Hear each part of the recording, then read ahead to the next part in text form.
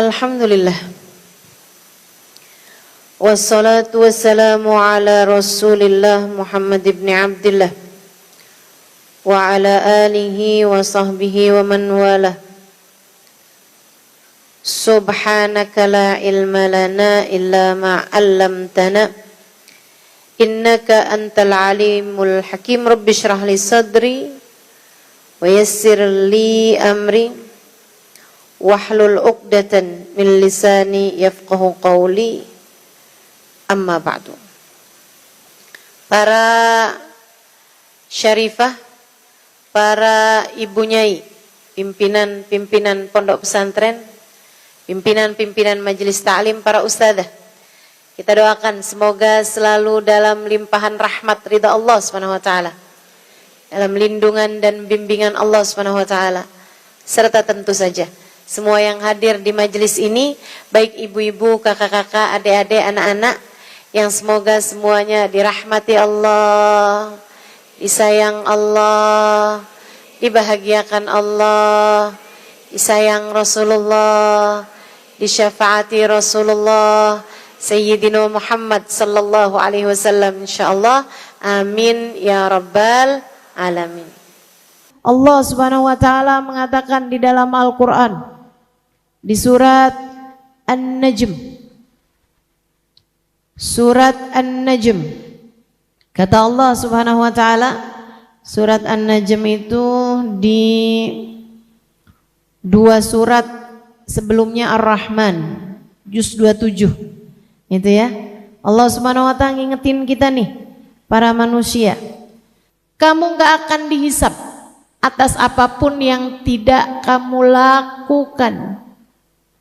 Pahalmu dari apa yang kamu kerjakan. Balasanmu di akhirat dari apa yang kamu perbuat semasa hidupmu di dunia ini.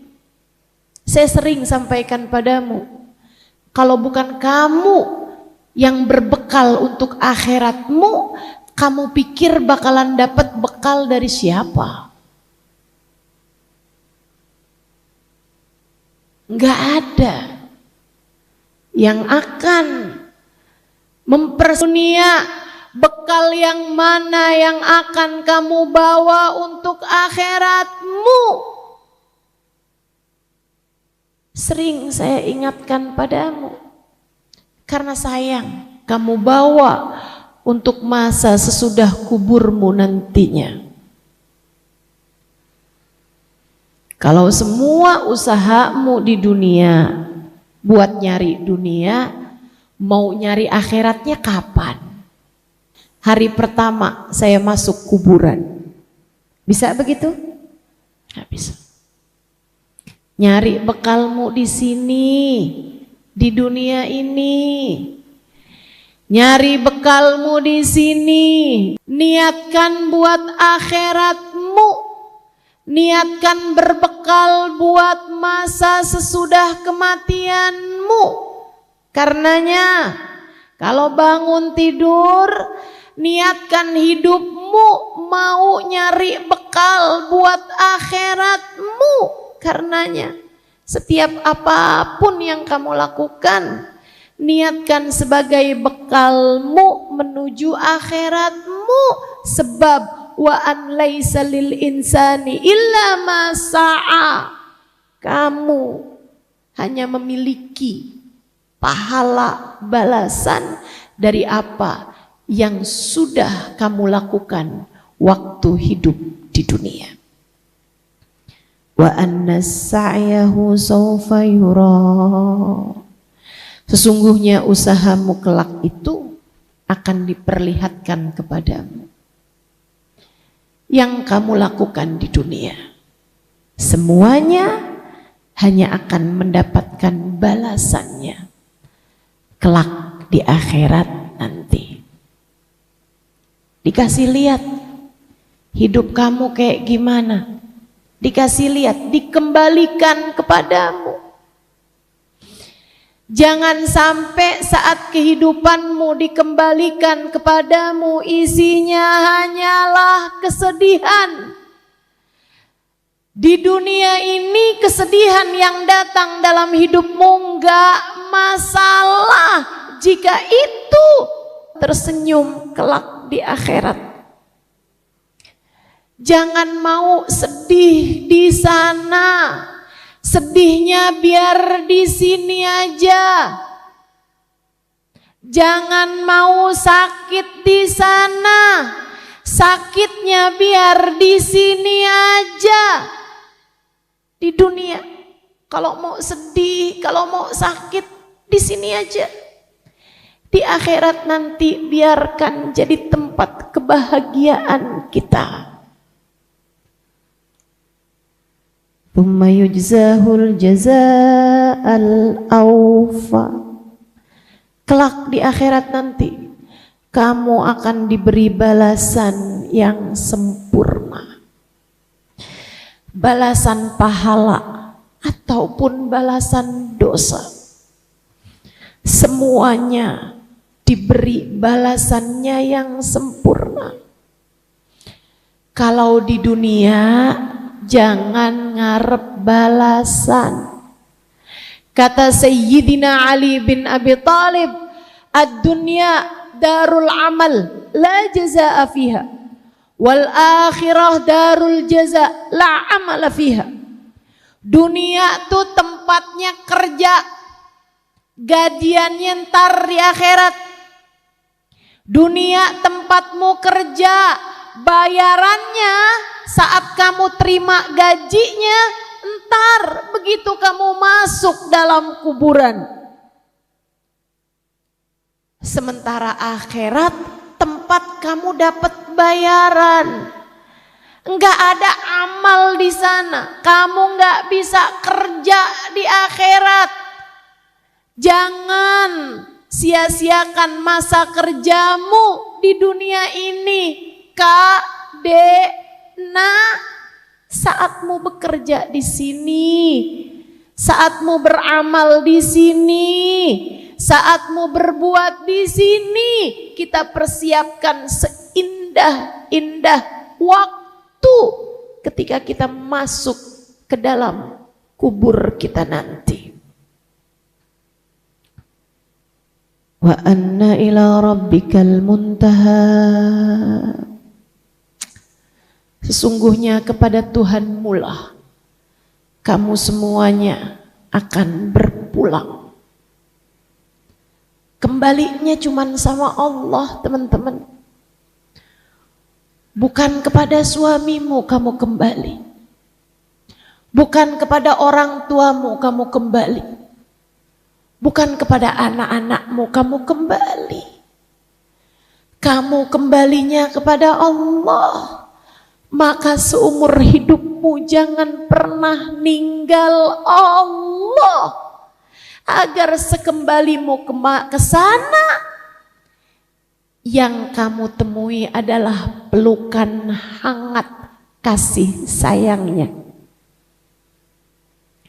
Jika sepanjang hidupmu kamu selalu membersamai Allah, jika sepanjang hidupmu kamu selalu berada dalam jalan keridhaan Allah, jika sepanjang hidupmu kamu ikuti maunya Allah, maka di saat kamu pulang kepadanya, yang akan kamu temui adalah dekap hangat rahmatnya. Namun jika sepanjang hidupmu kamu tinggalin Allah terus, dosa terus, durhaka terus, dunia terus, yang kamu kejar duit melulu yang kamu cari, cinta manusia terus yang kamu ngemis-ngemis, setengah mati kamu kejar cintanya orang melulu. Allahnya bisa cemburu hingga akhirnya Allah meninggalkanmu. Dan kalau Allah meninggalkanmu sementara kamu pulang kepadanya, apa yang bisa kamu harapkan? Jangan sampai ketika kamu berpulang kepadanya, Allah menutupkan pintu rahmatnya hingga kamu terusir darinya. Kemana kiranya kamu akan pergi?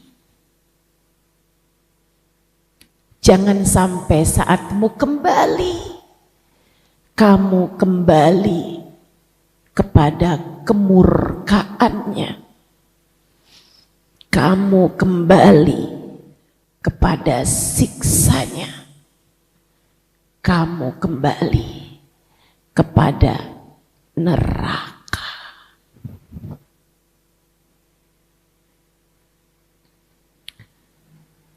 Wa annahu huwa adhaka wa abka. Kamu harus tahu, Allah lah satu yang membuatmu tertawa, membahagiakanmu, menyenangkanmu.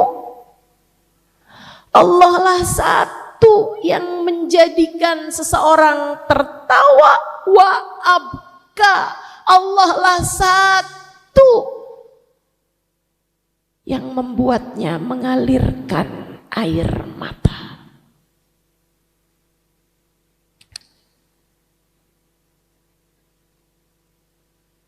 Bedanya, ada orang-orang yang ketika dia tertawa karena Allah, di jalan Allah. Saat dia menangis karena Allah, di jalan Allah. Dan ada orang-orang yang tertawanya justru saat berbuat dosa. Dia tertawa, Allah membuatnya tertawa. Jangan sampai kamu menjadi salah satunya. Allah menjadikannya menangis dan tertawa di dalam jalan kemurkaannya. Na'udzubillah min dzalik. Ditinggalkan pacarnya, sama-sama nangisnya, sama-sama air mata keluar dari matanya. Tapi yang nyatetnya beda. Rokib ataukah Atid? Pahalakah yang tertulis dengan air matanya? Ataukah hanya dosa yang tertulis bersama deras air matanya? Pastikan bahwa air matamu membawa kebahagiaan kelak bagimu di akhirat. Pastikan air mata yang mengalir darimu di dunia adalah air mata yang kelak akan memadamkan neraka dari dirimu. Pastikan bahwa di saat air matamu mengalir deras dari kedua matamu, Allah memandangmu dengan pandangan penuh cintanya. Saudara sekalian, seperti itulah Allah memandang hambanya tercinta, baginda kita Nabi besar Muhammad sallallahu alaihi wasallam. Dalam tiap rinai air mata kesedihan dalam kehidupan Nabi Muhammad, Allah selalu memandangnya dengan pandangan penuh cinta. Ada banyak masa-masa kesedihan dalam hidup baginda kita Nabi besar Muhammad. Ada banyak air mata menderas dalam hidup baginda kita Nabi besar Muhammad. Innahu kana bakka. Saudaraku sekalian, sedih, seneng, kangen, haru, syukur, takut, gelisah, galau, gundah. Nabi Muhammad mengiringi semua rasa hatinya dengan rinai air mata. Nabi itu saat syukur, Nabi nangis. Nabi pernah lihat ada ibu nyari anaknya habis selesai perang. Dinyari anaknya. Aina waladi, aina waladi, aina waladi. Anak saya mana nih? Anak saya mana? Perang, teman-teman. Bisa jadi anaknya kena tebas pedang, bisa jadi anaknya kena tombak, bisa jadi anaknya bahkan kena injak pasukan, kena injak misalnya kuda dan seterusnya. Mati, deket banget perang sama kematian. Dia nggak sengaja anaknya ada di medan peperangan. Umur 3-4 tahun mungkin dia kepengen ikutan ngebantuin di tenda, tahu-tahu anaknya nggak ada. Dia lari ke pasukan, anak saya mana, anak saya mana. Tiba-tiba ada seorang anak, dia bengong lihat anaknya. Untuk kemudian dia berlari menuju anaknya, dia pelukin anaknya, alhamdulillah. Nabi dan para sahabat melihat pandangan tersebut, tentu saja saya pun juga mungkin akan sama keadaannya. Nabi mengalir deras air matanya.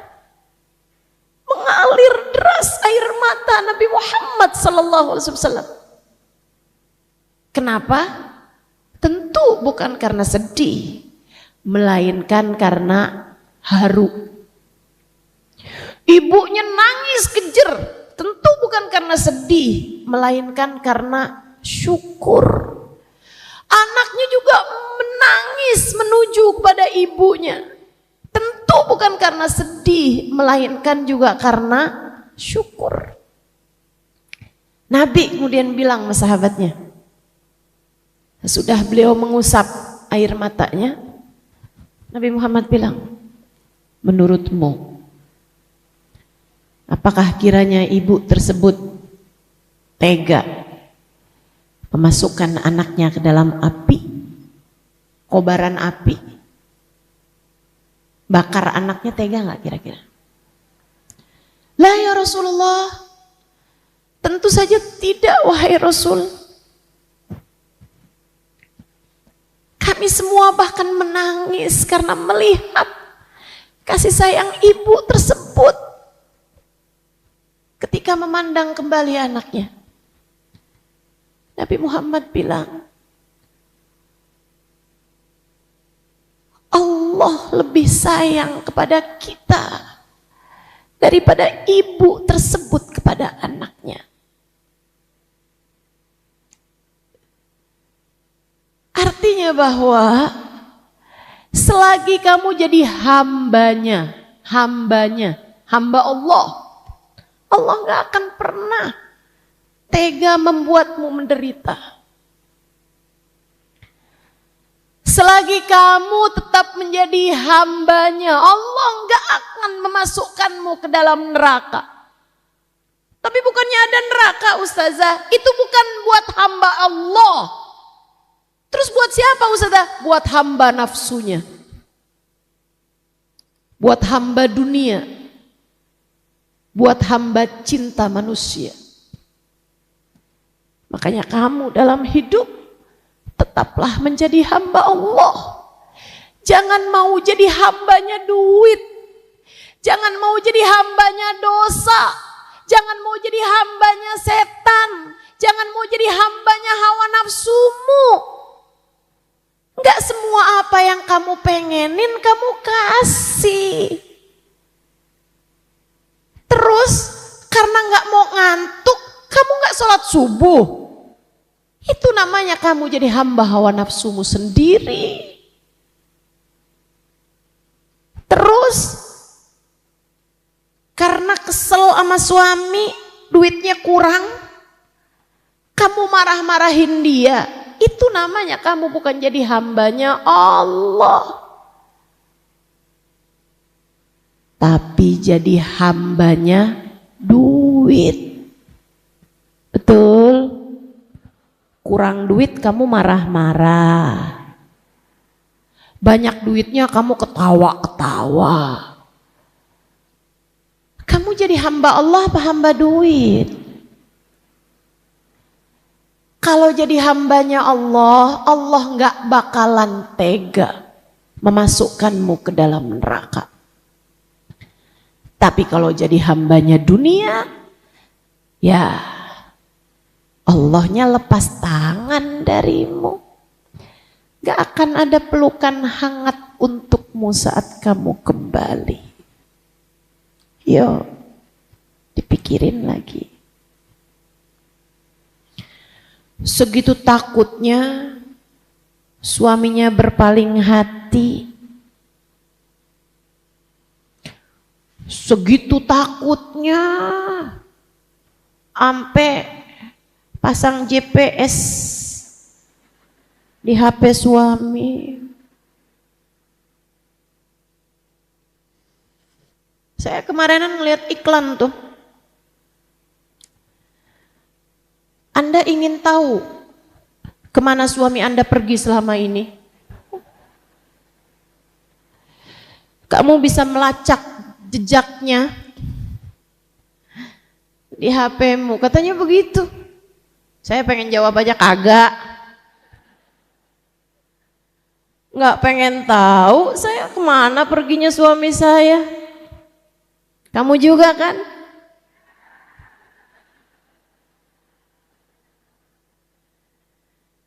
Bu, yang kamu perlu tahu itu adalah kemana perginya hatimu.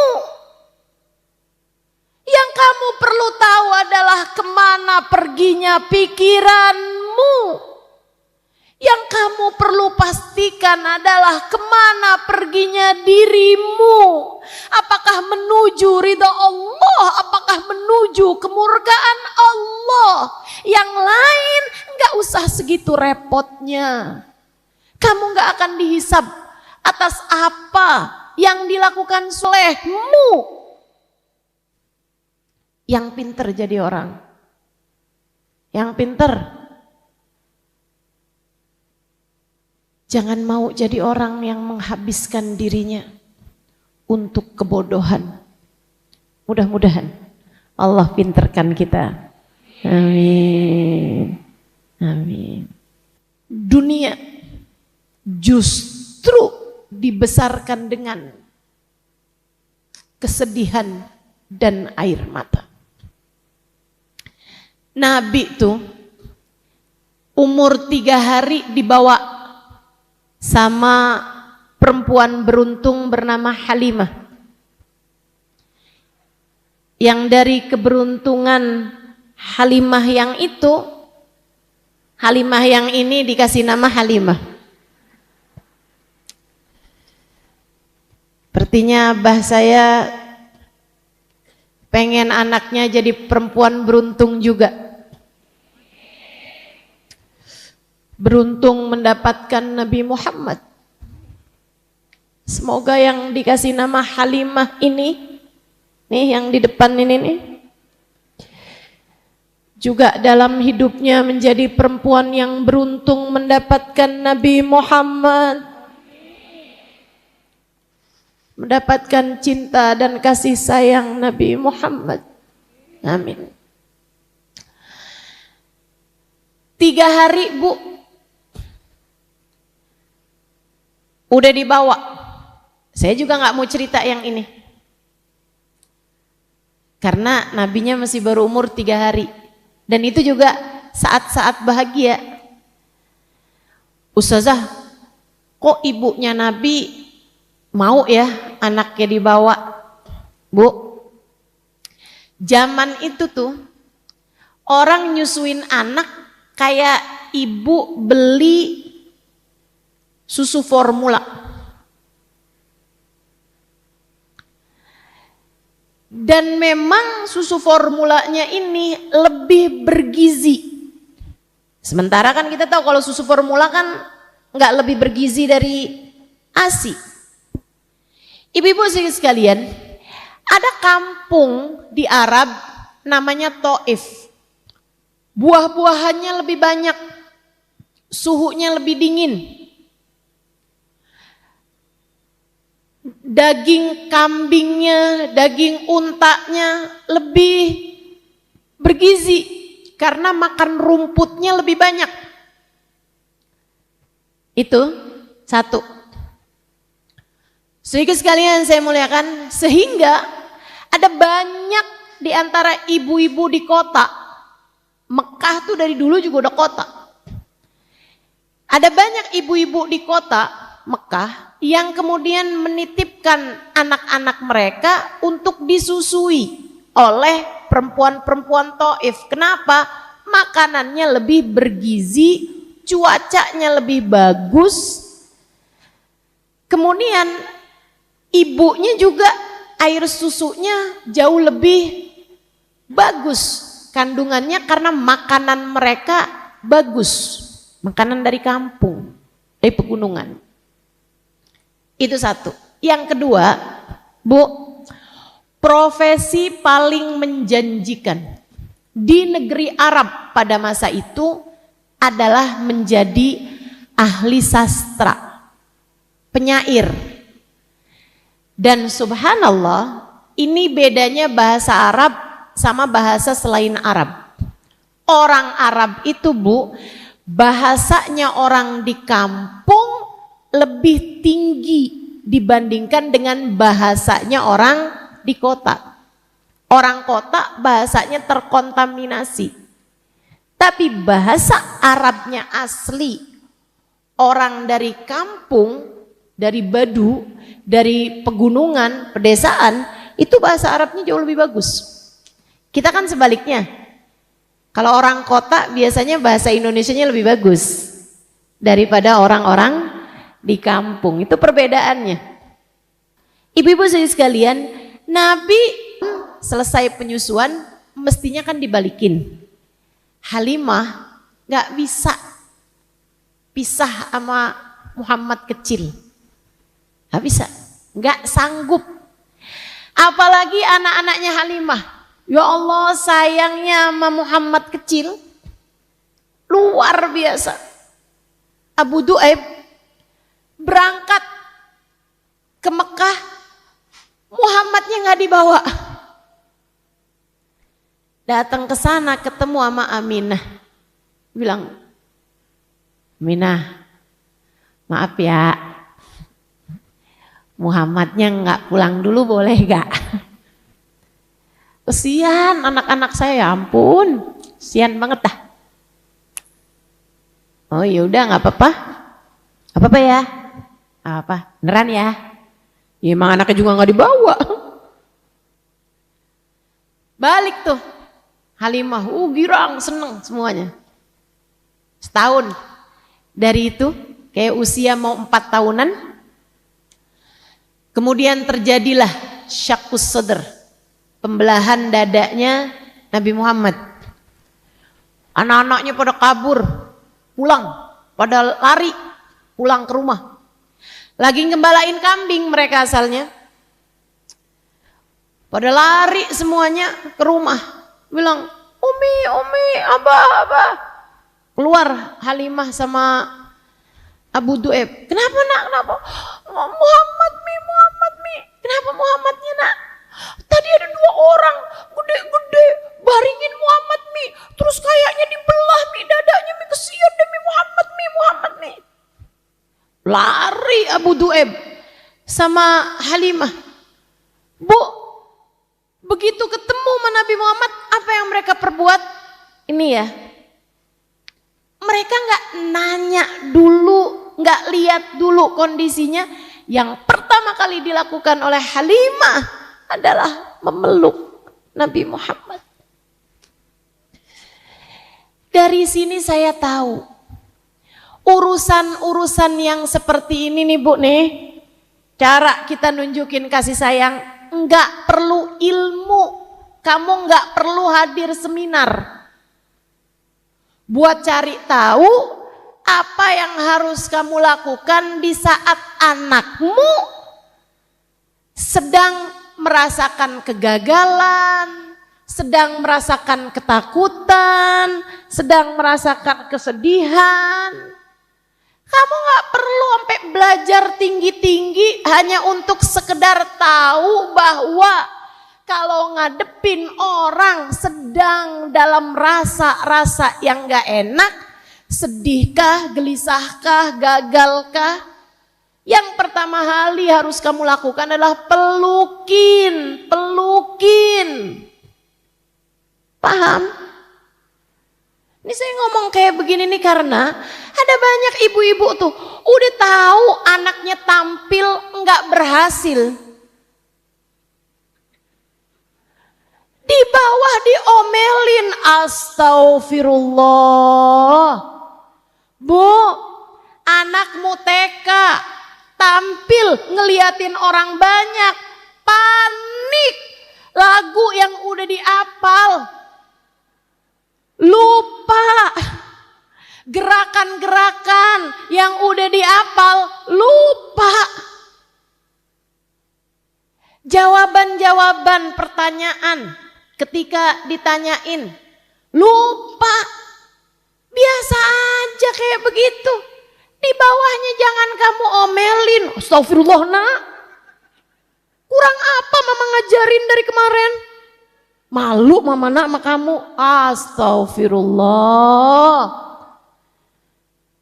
Iya Ustazah, maaf nih Ustazah, saya itu kalau pas lagi waktunya parenting saya gak suka datang. Bukan. Ini bukan urusan kamu hadir seminar. Ini tentang urusan memberikan kasih sayang. Bu, kamu gak perlu cari tahu love language itu ada berapa. Gak usah kayak begitu. Kamu belajar aja biar hatimu dipenuhi cinta. Biar hatimu dipenuhi kasih sayang. Nanti kalau rasa hatinya udah besar, dengannya kamu tahu apa yang harus kamu lakukan dalam segala keadaan. Halimah pelukin Muhammad. Bukan anaknya loh Bu. Bukan anaknya. Halimah gak langsung nanya, kamu kenapa nak? Kamu kenapa? Enggak. Halimah gak langsung liatin, apa nak tadi diapain? Enggak. Dipelukin. Dulu pelukin. Sampai anaknya tenang. Habis itu udah kiranya tenang, dilepasin. Apa yang terjadi denganmu? Saudara sekalian yang saya muliakan, 2 tahun, nggak nyampe, kayak setahunan lebih gitu. Saat umur Nabi Muhammad 6 tahunan, dibawa jalan sama ibunya buat ziarah ke makam ayahnya. Sedih banget nih kan. Anak umur ngerti bahwa ayahnya nih udah meninggal, udah dikubur. Udah paham nih anak. Udah paham. Dan ibunya tuh mau cerita gitu. Bahwa ayahmu itu luar biasa baiknya nak. Saat dia lagi pergi ke keluarganya di kabilah Bani Najjar, dia meninggal dunia. Jadi dibawalah nih sama Aminah di kabilah Bani Najjar ini ya, keluarga, mohon maaf, keluarga ibunya, keluarganya ibunya juga, keluarganya Aminah, karena mereka juga masih ada sangkut pautan juga gitu sama kabilah Bani Najjar. Udah selesai nih berziarah ke makam, ibunya kan mau pulang barengan nih sama Ummu Aiman, bertiga, ibunya, Ummu Aiman sama Nabi Muhammad. Tiba Ketika mereka sampai di sebuah perkampungan bernama Abwa, ibunya sakit. Sakit ibunya. Akhirnya dibawa ke perkampungan itu kan, dirawat di rumah salah satu dari orang-orang yang ada di sana. Zaman itu nggak ada hotel, nggak ada losmen, nggak ada rumah-rumah yang bisa dipakai untuk merawat gitu kan, nggak ada rumah sakit, nggak ada puskesmas, nggak ada klinik, dirawat di rumah warga. Sakitnya nggak tambah baik, hari demi hari, ibunya tambah lemah.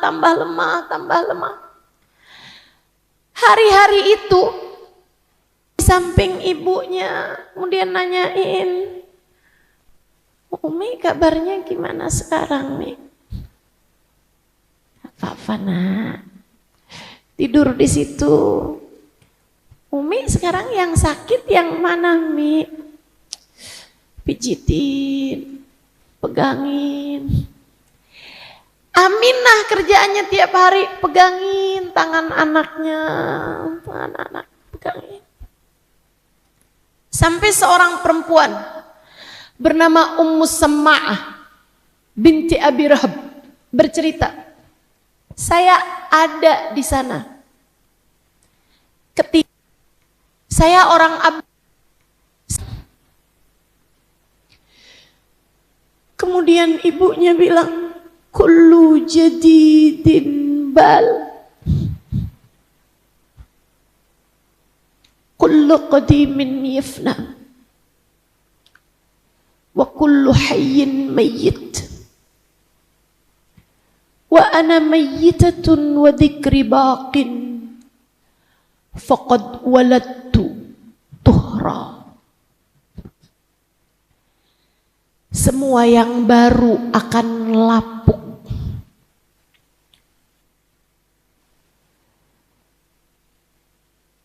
Semua yang hidup akan mati. Dan saya pun akan segera mati. Tapi meskipun jasad saya tertimbun bumi, nama saya akan dikenang abadi. Sebab saya telah melahirkan seorang anak yang suci. Dia akan menjadi manusia besar suatu hari nanti. Enggak lama dia menghembuskan nafasnya yang terakhir, kemudian meninggal dunia. Muhammad kejer nangis. Kemudian ditenangkan oleh Ummu Aiman. Dia pelukin Nabi Muhammad.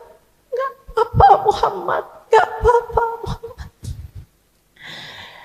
Tangisannya diiringi jutaan tangis para malaikat-malaikat.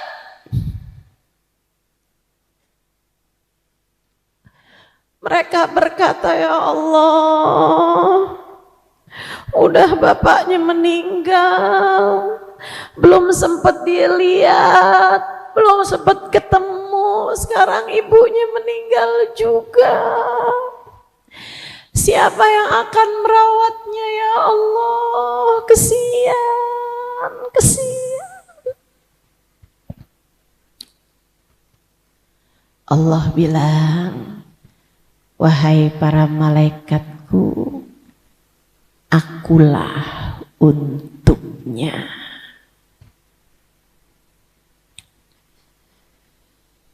Pulang Nabi Muhammad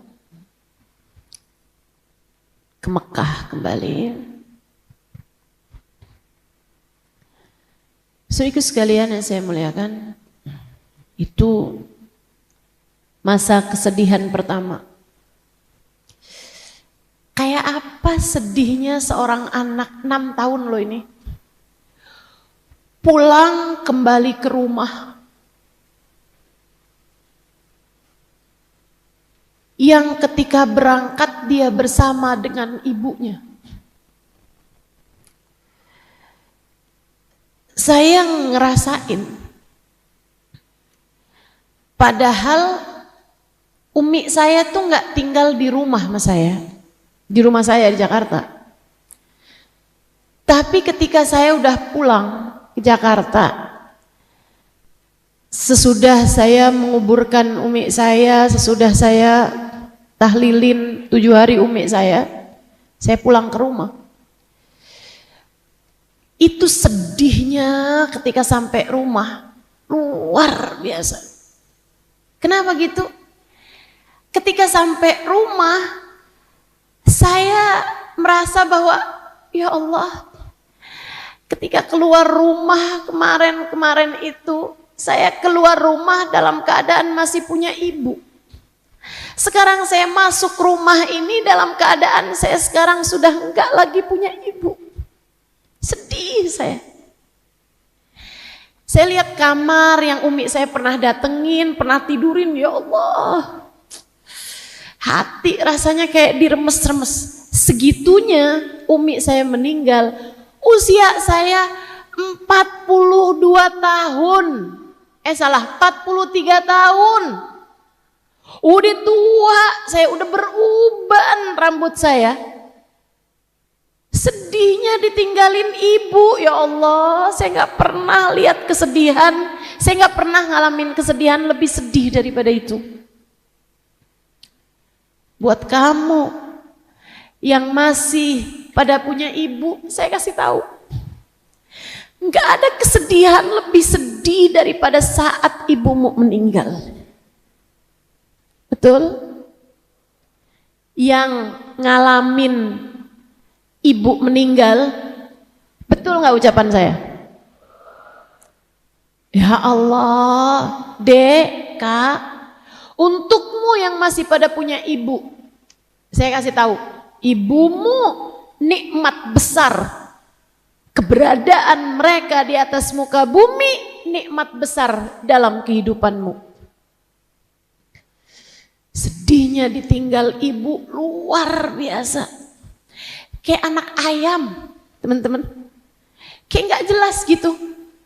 Kanan, kiri, kayak ya Allah. Anak ayam kehilangan induknya. Gak jelas jalannya kan. Kanan, kiri, mundur ke belakang. Gak paham. Ridho tentu saja. Ridho. Cuman rindu. Kayak apa Nabi Muhammad SAW? Rumah itu hanyalah tentang ibunya. Kayak apa rasanya ketika pulang udah nggak ada lagi ibunya. Dia pun kemudian ikut sama kakeknya. Kakeknya sayangnya ayah dari ayahnya, Abdul Muttalib. Sayangnya sama dia luar biasa. Sering barengan, diajak jalan. 2 tahun teman-teman. Habisnya itu kakek yang sangat dicintainya meninggal juga. Lagi deket-deketnya sama kakeknya. Lagi yang kemana-mana berdua sama kakeknya. Meninggal juga. Allahu Akbar. Allah tuh emang bener-bener sama hamba yang dicinta. Bener-bener. Saudaraku sekalian, masa hidupnya Nabi dipenuhi dengan kehilangan demi kehilangan. Bahkan gak habis-habis kehilangannya. Saudaraku sekalian, Nabi ditinggal orang tua. Nabi ditinggal orang-orang tersayangnya. Iya, Nabi jadi suami ditinggal istrinya Khadijah. Nabi punya anak 7 ketika Nabi Muhammad meninggal dunia di usia 63 tahun. Atau kalau usia kita 61 tahun. Karena per 30 tahun beda selisih 1 tahun. Antara kalender Hijriah dengan kalender Masehi. Jadi Nabi Muhammad itu meninggalnya kalau hitungan April, Nabi kan lahir bulan April. Itu Nabi kalau hitungan Aprilnya, Nabi meninggal dunia di usia 61 tahun. Kalau hitungan Rabiul Awal, Nabi meninggal dunia di usia 63 tahun. Tua apa muda? Masih muda. Bukan begitu? Masih muda. Ada nggak di sini yang usianya udah lebih daripada usianya Nabi Muhammad? Ada di sini yang usianya di atas 60-an tahun? Boleh angkat tangannya? Wow, nggak pada mau ngaku. Langsung. Ada di sini yang usianya di atas 61 tahun? Ada? Boleh angkat tangan, Bu? Mohon maaf. Tuh, ada. Nabi Muhammad artinya belum segitu tuanya, Bu. Tapi ibu-ibu saya kasih tahu nih. Menurutmu pantesan meninggal ibunya dulu apa anaknya dulu? Ayo saya tanya. Pantesan meninggal anak dulu apa orang tua dulu? Orang tua dong. Iya kan? Nabi itu meninggal dunia di usia 63 tahun. Tapi Bu, beliau sudah menguburkan 6 anaknya. Hanya sisa 1 anaknya yang masih hidup di saat Nabi Muhammad meninggal dunia. Nabi saat meninggal, itu anaknya semua udah meninggal. Sisa 1 aja, Bu, yaitu Sayyidah Fatimah Zahra. Sisanya yang lain, dari mulain Abdullah, Nabi Muhammad menguburkannya. Kemudian lagi Qasim, dari mulai Qasim, mohon maaf, dari mulai Qasim Nabi Muhammad menguburkannya. Lahir kemudian Abdullah sesudah Islam, berapa tahun kemudiannya? Ikut sekalian, kayak belasan tahun kemudian lahir anak laki-laki lagi, kasih nama Abdullah. Nabi juga yang menguburkannya. Meninggal dunia, Bu, di usia muda-muda. Habisnya itu sesudah Nabi Muhammad jadi seorang nabi, Nabi Muhammad menguburkan putrinya yang bernama Ruqayyah. Habis itu putrinya yang lain yang bernama Zainab. Habis itu putrinya yang lain yang bernama Ummu Kalthum. Sebelum itu ada lahir Ibrahim dari Maria Al-Qibtiyah. Nabi Muhammad juga menguburkannya karena dia meninggal di usia muda. Bu, ibu mana di antara kita yang mendapati anaknya meninggal 1 demi 1? Kesedihan macam apa coba? Bukankah pantas-pantasnya orang tua meninggal duluan daripada anaknya? Enggak. Nabi Muhammad merasakan kehilangan, semua jenis kehilangan. Dari kehilangan orang tua, kehilangan pasangan hidup, sampai kemudian kehilangan anak 1 demi 1. Jadi kalau kamu lagi diuji Allah, kehilangan suami, kehilangan anak, kehilangan orang tua, meninggal dunia, emang kayak gitu namanya hidup di dunia. Gak apa-apa, gak apa-apa. Kita ucapkan inna lillahi wa inna ilaihi raji'un. Semua milik Allah, dan semua yang milik Allah hanya akan kembali kepada Allah. Kita hanya perlu mengucapkan alhamdulillah ala kulli hal.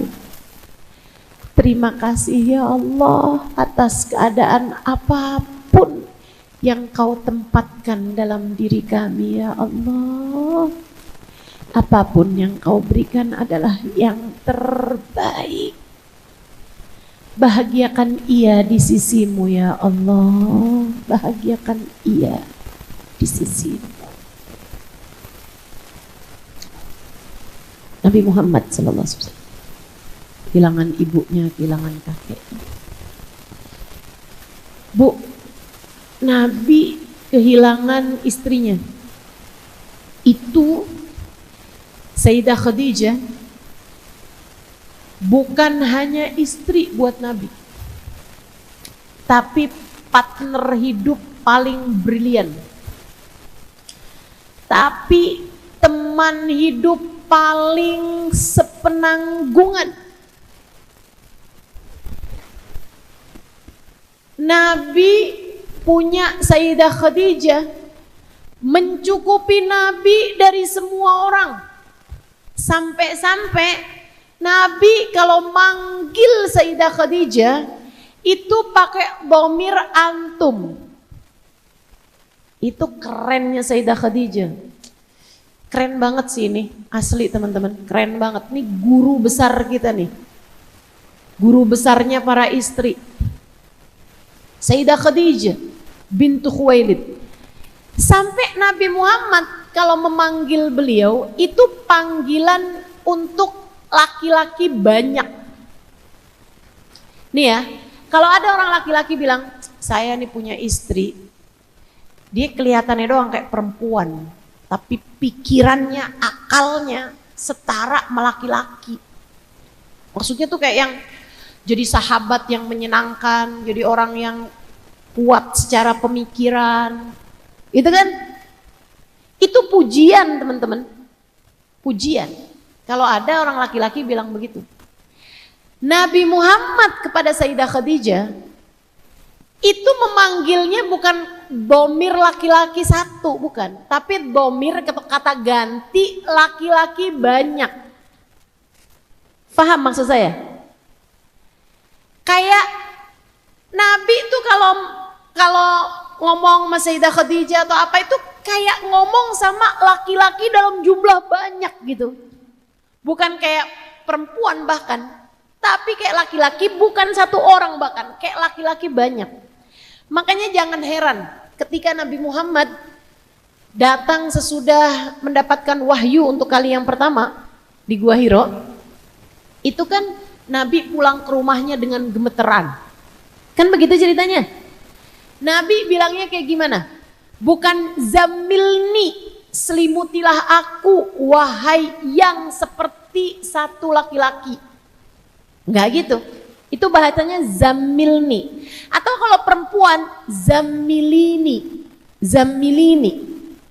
Selimutilah aku wahai seorang perempuan. Nabi enggak zammilini, enggak zammilni. Tapi ucapan Nabi Muhammad, selimutilah aku wahai seorang perempuan yang di hatiku menempati semua orang. Seolah Nabi setiap kali ngomong sama Sayyidah Khadijah itu kayak kamu satu mencukupiku dari semua orang.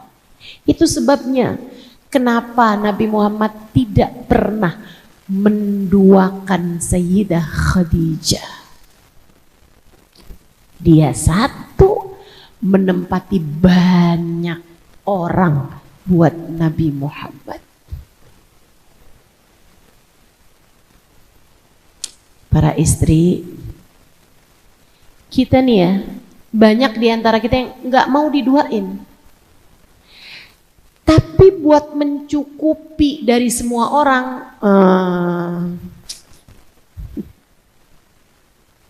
kita mau hasil nggak mau kerja. Kita mau gajian, tapi nggak mau kerjanya gitu kan. Kita pengennya disayang, ditransferin. Betul? Terus habis itu nggak mau diduain. Tapi kalau suami lagi repot, ya biarin. Kalau suami lagi sedih, dia sendiri kali. Terhadap segala rasa hatinya kita tidak peduli. Tapi terhadap segala rasa hati kita tidak diduakan olehnya. Egois gak sih? Ya Allah. Yang setara Khadijah memang pantasnya nggak diduain. Tapi saya juga tetap doain, mudah-mudahan yang kayak kamu juga nggak diduain.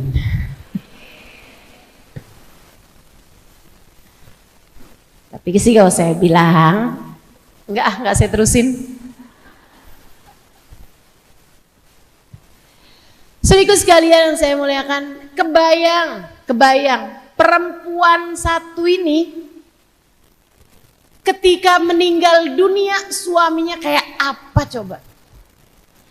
Para ahli sejarah ketika menceritakan tentang Sayyidah Khadijah, Bu, ini saya mau sampein satu poin nih. Kak, Dek, dengerin saya. Ada banyak perempuan-perempuan, terutama di zaman sekarang, simak baik-baik ucapan saya. Ada banyak perempuan-perempuan di masa sekarang ketika memiliki uang, penghasilan, pendapatan yang lebih daripada yang dimiliki suaminya, ia menjadi semena-mena. Betul? Ia menjadi kayak di atas angin, kayak ngelihat suaminya tuh kayak kurang aja gitu. Ada yang begitu? Mana orangnya?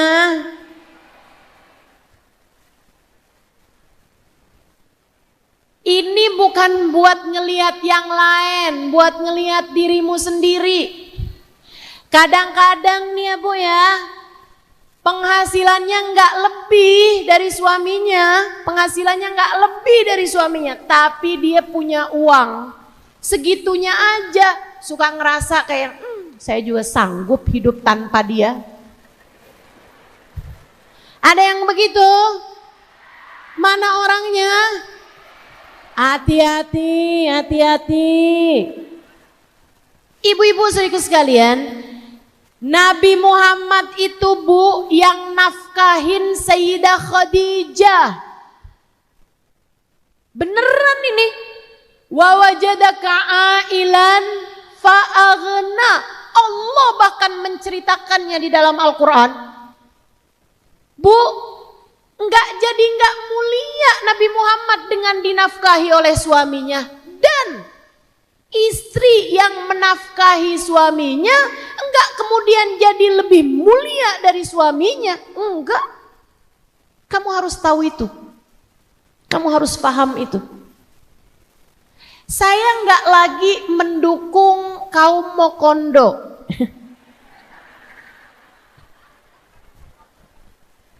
Saya enggak lagi mendukung laki-laki yang maunya dinafkahin sama istri. Enggak, saya lagi mendukung para suami-suami yang jatuh bangun, berusaha mencarikan nafkah yang halal bagi keluarganya. Ketika mereka sedang diuji dengan kekurangan, para istri, hormatilah dia. Jelas? Jelas? Suamimukah yang menafkahi? Atau kalian berduakah yang menafkahi keluarga? Atau bahkan kamukah yang menafkahi suamimu dan keluargamu? Bukan berarti suamimu sudah tidak lagi berharga di hadapan matamu. Contohlah Sayyidah Khadijah. Wa wajadaka ailan fa'aghna, kata Allah, aku mendapatimu miskin Muhammad, kemudian aku mencukupimu. Ai bimali Khadijah, dengan harta Khadijah. Bu, segitunya Sayyidah Khadijah para ahli sejarah kehabisan kata-kata untuk menuliskan, yarhamukinlah, untuk menuliskan, udah ya, jangan ada yang bersin lagi ya. Saya lagi serius ini tuh. Ya udah ustazah, kalau bersin jangan dijawabin. Nggak bisa saya tuh. Saudara sekalian, Sayyidah Khadijah, para ahli sejarah kehabisan kata-kata menuliskan tentang beliau hanya dengan satu ucapan aja. Katanya mereka, innaha maqalat la qattu inda zawjiha. Sesungguhnya Khadijah adalah perempuan yang tidak pernah berkata tidak kepada suaminya. Saya ulangi, dan kali ini saya sedih sama diri saya sendiri. Saya ulangi untuk mengingatkan diri saya sendiri sebelum mengingatkanmu para istri. Sayyidah Khadijah adalah perempuan yang menafkahi suaminya. Perempuan yang menjadikan seluruh hartanya adalah untuk suaminya di jalan Allah. Dia adalah seorang perempuan yang tidak pernah berkata tidak kepada suaminya. Tidak pernah berkata tidak kepada suaminya. Apapun yang diinginkan Nabi, apapun yang diminta Nabi, urusan apapun aja, lebih ya Rasulullah, lebih ya Habibi, lebih ya Muhammad. Ya Allah, kebayang kayak apa derasnya air mata Nabi dalam kesedihan ketika sang wanita ini meninggal dunia. Seorang perempuan yang ketika mereka berdua berada di dalam pemboikotan, diasingkan di sebuah lembah, bangun rumah kecil dari kayu yang bahkan di saat panas nggak bisa memberi hawa dingin, di saat dingin tidak bisa menghangatkan, hanya sebuah selimut usang. Di masa pemboikotan, pengasingan 2,5 tahun di lembah yang sekarang sampai sekarang masih diberi nama dengan lembah Abu Thalib di Mekah sana, teman-teman. Saya pernah ditunjukin sama supir. Berapa hari didengerin cerita saya di bis. Satu waktu pas lagi kita lewat di jalanan, lagi mau pulang entah dari mana waktu itu, dari ziarah-ziarah kalau saya nggak salah ingat, dia bilangin, Ustazah Halimah, Ustazah. Dia bilang, siapa sih, kayak nggak kenal suaranya. Ternyata supirnya. Saya bilang, iya, lebih. Terus dia bilang, Ustazah, li bijambik, dia bilang, li ayaminik, laka wadi Abi Thalib. Dia bilang tuh yang sebelah kanan kamu itu namanya lembah Abu Thalib yang kamu ceritakan kemarin. Nabi Muhammad diasingkan bersama dengan Sayyidah Khadijah di lembah tersebut. Saya lihat lembahnya sampai sekarang, Bu, masih lembah batu, nggak ada apa-apa. 2,5 tahun Nabi Muhammad ada di sana. Kamu tahu Nabi Muhammad mengganjal perutnya dengan batu di tempat tersebut. Sayyidah Khadijah bercerita, kuntu amshi amyalan, saya seringkali harus berjalan bermil-mil jauhnya hanya untuk mencari daun-daunan hijau, sekedar mengganjal rasa lapar yang tak tertahankan. Itu sampai-sampai Sayyidah Khadijah tinggal tulang berbalut kulit, 2,5 tahun kelaparan. Sayyiduna Nabi Sallallahu Alaihi Wasallam juga seperti itu keadaannya. Sampai satu waktu Nabi Muhammad bilang ke Sayyidah Khadijah, di hari-hari itu saat lapar sudah sering kali tak tertahankan dan keduanya mengganjal perut mereka dengan batu. Khadijah, aku malu padamu. Sayyidah Khadijah bangun, kemudian memandangi suaminya. Waktu itu udah lagi tiduran, udah siap tidur. Nabi duduk mandangin wajah Khadijah, terus bilang, saya malu sama kamu Khadijah. Sayyidah Khadijah buka matanya, pandangi wajah suaminya. Kemudian dia bilang, kenapa harus merasa begitu, wahai Rasulullah? Kamu dulu kaya raya Khadijah, saya malu sama kamu. Sekarang kita nggak punya apa-apa, sampai buat makan aja nggak bisa. Saya malu sama kamu Khadijah. Dulu kamu perempuan yang dimuliakan kaummu, sudah bersama denganku sampai harus diasingkan semacam ini. Saya malu padamu Khadijah. Dulu kamu cantik jelita. Maafkan saya Khadijah, maafkan saya. Sayyidah Khadijah senyum. Kemudian menjawab ucapannya yang seharusnya ditulis dengan tinta emas sejarah, teman-teman. Biar jadi obat untukmu, untuk kita semuanya. Para perempuan-perempuan yang seringkali hati kita, pikiran kita urusannya sama dunia melulu. Dengerin ucapan Sayyidah Khadijah, ya Rasulullah, jangan pernah merasa begitu padaku, jangan pernah malu padaku wahai Rasul.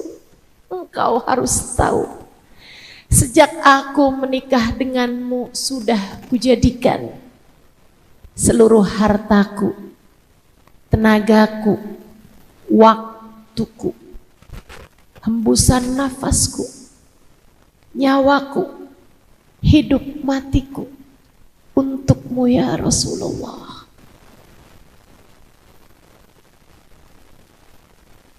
Untuk Allah, untukmu, sebab engkau adalah nabinya. Subhanallah.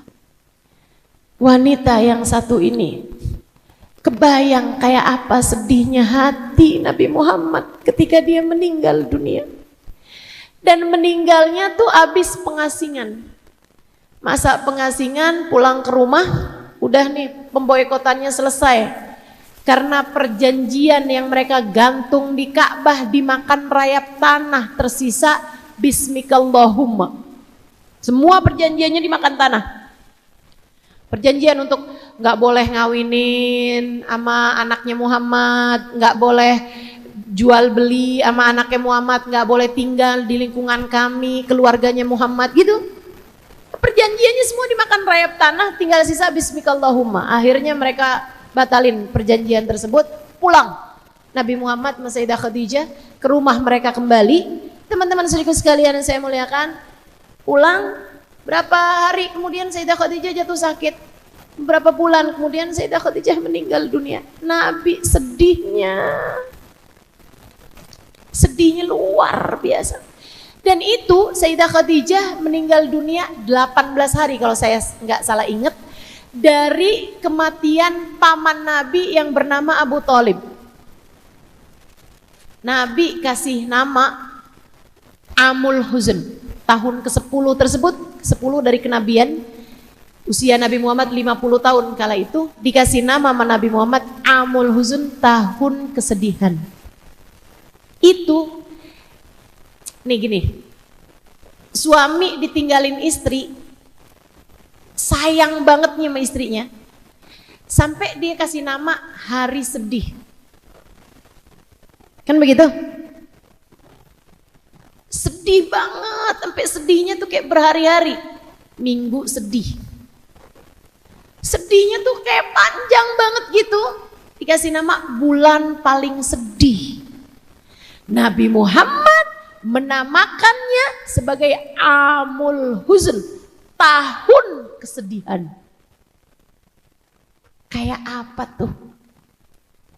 Kayak apa sedihnya, kayak apa hebatnya Sayyidah Khadijah sebagai istri sampai hari meninggalnya Sayyidah Khadijah disebut Nabi dengan Amul Huzn, tahun kesedihan.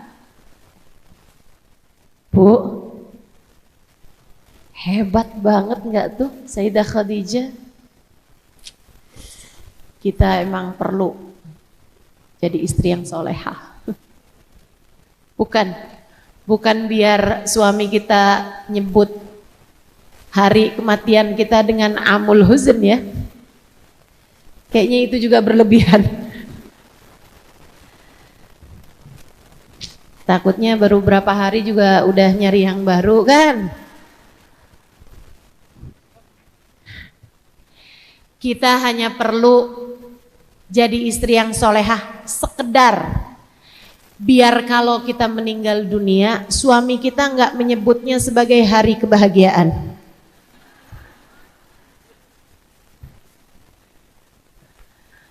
Takutnya malah pas istrinya meninggal, alhamdulillah, beban hidup terbesar saya sekarang sudah diangkat Allah. Ya Allah, ya Allah. Saya nggak bisa cerita yang lain-lain lagi karena waktu juga memisahkan kita.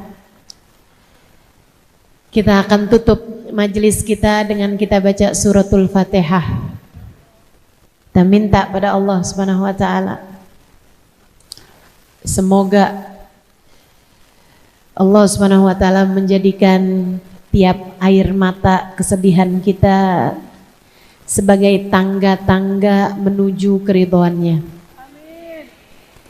Bu, Nabi ketika sedih bukan berarti Nabi nggak ridho ya. Nabi ridho. Nabi itu nguburin anaknya nangis. Tapi Nabi Muhammad bilang, raditu billahi rabba. Saya ridho, Allah Tuhan saya ridho. Apapun yang menjadi keputusan Allah, saya hanya sedih ditinggal oleh anak saya. Begitu Nabi Muhammad mengatakan. Dan beliau juga mengatakan bahwa setiap kali kita ditinggal orang-orang yang kita cintai, Nabi nyuruh kita buat baca Alhamdulillah ala kulli hal, selain daripada inna lillahi wa inna ilaihi raji'un. Kata Nabi Muhammad, siapa orang yang ketika ada orang yang kita sayang meninggal dunia, kemudian membaca Alhamdulillah ala kulli hal dari hatinya yang terdalam, ya Allah, apapun yang kau tetapkan adalah yang terbaik. Terima kasih ya Allah atas keadaan apapun yang kau tempatkan saya ini ya Allah. Saya hanya sedih tapi saya ridho terhadap keputusanmu ya Allah. Saya sedih tapi apapun yang kau tetapkan saya tahu ini adalah yang terbaik ya Allah. Ucapan semacam itu, Alhamdulillah ala kulli hal. Katanya Nabi Muhammad, Allah akan bangunkan untuk dia sebuah rumah di surga. Allah menamakannya dengan Baitul Hamd, rumahnya orang yang pandai memuji Allah. Rumahnya orang yang pandai memuji Allah, sebab dia tetap memuji Allah bahkan dalam keadaan masa-masa sedih dalam kehidupannya. Gitu ya. Insyaallah mudah-mudahan kita semuanya bisa menjadi orang-orang yang tetap bertakwa, tetap menghadirkan Allah dalam kehidupan kita, dalam setiap momen-momen dalam kehidupan kita, terutamanya di saat masa-masa sedih dalam hidup kita. Insyaallah tetap bertakwa dalam tiap rinai air mata, tetap memuji Allah dalam segala keadaan, tetap mengagungkan Allah SWT, dan tetap yakin bahwa apapun yang Allah SWT berikan dalam kehidupan kita adalah takdir terbaik darinya. Wassallallahu ala sayyidina Muhammadin wa ala alihi wa sahbihi wasallam bi fadli subhana rabbika rabbil izzati amma yasifun wa salamun alal mursalin walhamdulillahi rabbil alamin wa ila hadratin nabi al-fatihah. Baca bersama-sama. A'udzu billahi minasyaitonir rajim. Bismillahirrahmanirrahim. Alhamdulillahi rabbil alamin. Arrahmanir rahim. Maliki yaumiddin. Iyyaka na'budu wa iyyaka nasta'in. Ihdinas siratal mustaqim. Siratal ladzina an'amta 'alaihim ghairil maghdubi 'alaihim waladdallin. Amin. Allahumma bihaqqil Fatihah, bi hurmatil Fatihah, barakatil Fatihah, taftah lana abwabal khair, tu'amil lana muamalat ahlal khair, takfina min jamil fitan wal mihan wa bu's wa dhair, innaka wali kulli khair, mutafaddil bi kulli khair bi rahmatika ya arhamar rahimin. Allahumma ij'al jam'ana hadza jam'an marhuma wa tafarruqana min ba'dihi tafarruqan ma'suma wa la taj'alillahumma lana wala fina wala ma'ana syaqiyan wala matrudan wala mahruma. Allahumma inna nas'aluka minal uquli awfaraha wa minal adhani asfaha wa minal a'mali azkaha wa minal akhlaqi atyabaha wa minal arzaki azzalaha minal afiyah akmalaha minad dunya khairaha wa minal akhirah na'imaha bihaqqi sayyidina Muhammadin sallallahu alaihi wasallam. Allahumma ati nufusana taqwaha wa zakkiha anta khairu man zakkaha anta waliyuha wa maulaha. Allahumma ati nufusana taqwaha wa zakkiha anta khairu man zakkaha anta waliyuha wa maulaha. Allahumma ati nufusana taqwaha. Ya Allah, karuniakanlah pada hati kami jalan takwanya. Wa zakkiha anta khairu man zakkaha. Bersihkan hati kami ya Allah, hanya Engkau yang dapat melakukannya. Anta waliyuha wa maulaha. Bukankah Engkau yang menciptakan hati kami ya Allah? Bukankah hanya Engkau ya Allah yang dapat mengendalikan hati kami? Allahumma kaman amta alaina bil Islam fazidna minhu wa kaman amta alaina bil iman fazidna minhu wa kaman amta alaina bil afiyah fazidna minha wa kaman amta alaina bil umur fabarik lana fih.